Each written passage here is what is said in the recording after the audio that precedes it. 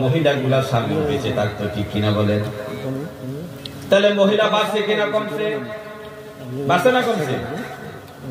মহিলা বাড়ছে, পুরুষ কমছে। এবং বেশি মারা যায় কি মহিলা না পুরুষ?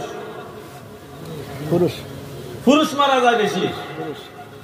আপনি আজ থেকে হিসাব করেন, আজকে থেকে বারের হিসাব করেন যে আজকে থেকে ধরেন জানুয়ারি মাসের 4 তারিখে হিসাব করলাম, আগামী জানুয়ারি পর্যন্ত আমরা বাড়ির মধ্যে কয়টা মহিলা মরছে আর কয়টা পুরুষ মরছে। আমরা গ্রামে কয়টা পুরুষ মারার খবর পাইছি আর কয়টা মহিলা মরার খবর পাইছি, হিসাবটা করলে বলতে পারবেন মহিলা বাড়ছে না কমছে।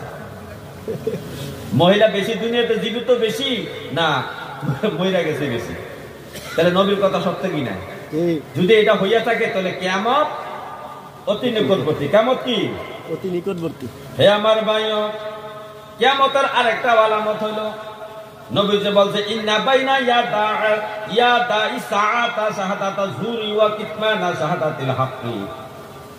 নবী যে বলছেন ততক্ষণ পর্যন্ত কিয়ামত কায়েম হবে না যতক্ষণ পর্যন্ত সত্য সাক্ষীকে লুকাইয়া মিথ্যা সাক্ষীকে প্রকাশ করা হবে। একটা মামলার জন্য, মেলার জন্য, দরবারের জন্য সত্য সাক্ষীকে হাজির করা হয় না।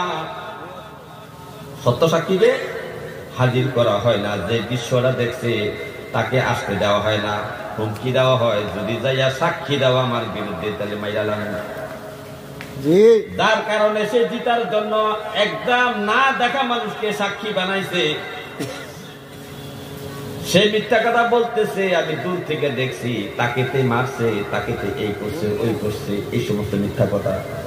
জমির দলিলের মধ্যে, জমির মামলার মধ্যে দেখা যায় কত মিথ্যা সাক্ষী হাজির করা যায়। টাকা দিয়ে 500 টাকা দিলে দেয় একটু সাক্ষী দিও, 500 টাকা দেন, গাড়ি ভাড়া দাম, খাওয়া আমো এবং 500 টাকা। আসলে কি সাক্ষীটা সত্য?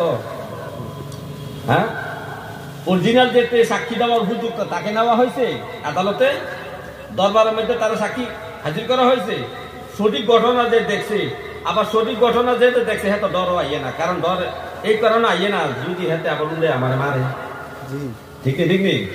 তো নবী তো বলছেন হে আমার উম্মত, যখন দেখবা মিথ্যা সাক্ষী বেশি হবে, সত্য সাক্ষীকে লুকায় রাখা হবে, কোন মামলায়, কোন দরবারে, যে কোনো ঘটনায় যদি দেখো মিথ্যা সাক্ষীকে সামনে আনা হবে, সত্য সাক্ষী সত্য ঘটনা যে দেখেছে, জমি জমা বিষয় যে সত্য কথা জানে তাকে নেওয়া হয় না সাক্ষী দেওয়ার জন্য, কিন্তু যে জানে না তাকে সাক্ষী দেওয়ার জন্য নেয়, অর্থাৎ সে যাইয়া মিথ্যা সাক্ষী দেয়।